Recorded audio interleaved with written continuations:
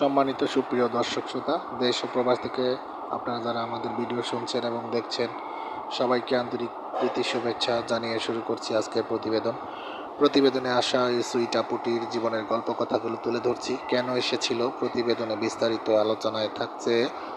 তো আপুটি দেখতে খুবই চমৎকার, ওনার গায়ের রং ফর্সা, উচ্চতা 5 ফুট 4 ইঞ্চি লম্বা, স্বাস্থ্য মিডিয়াম, পড়াশোনা আপনার হচ্ছে 8ম শ্রেণী পর্যন্ত পড়াশোনা করেছে। উনি বিবাহিতা। ওনার হাজব্যান্ড সড়ক দুর্ঘটনায় মারা যায় আজকে প্রায় 6 মাস যাবৎ। তো ওনার একটি ছেলে বাবু আছে। ছেলেটির বয়স বর্তমানে 5.5 বছর। তো পরিবারের সাথেই আছে এখন। পরিবারে ওনার বাবা আছে, ওনার মা আছে, আর ওনার আরও একটি ছোট্ট বোন আছে। বোনটি মাদ্রাসাতে পড়ছে। তো বাবা আপনার হচ্ছে একজন ছোটোখাটো ক্ষুদ্র ব্যবসায়ী, মা গৃহিণী। বর্তমানে নিজেদের বাড়িতেই আছে। আর উনি আসলে মুসলিম, নামাজ কালাম এবং কোরআন পড়তে পারে। আর আরেকটা বিষয় হচ্ছে উনি সংসার জীবন ওনার 7 থেকে 8 বছর মতো সংসার করেছে।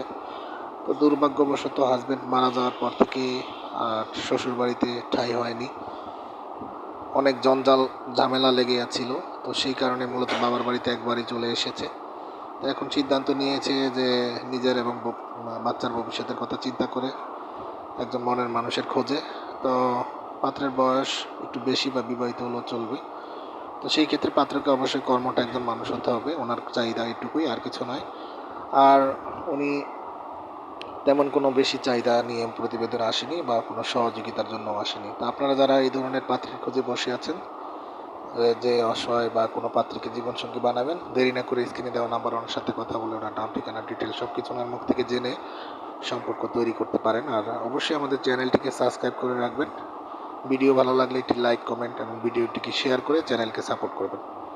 তো সবাই ভালো ছিলেন, ভালো থাকবেন সেই প্রত্যাশা নিয়ে আজকের মতো এখানেই বিদায় নিচ্ছি। আসসালামু আলাইকুম।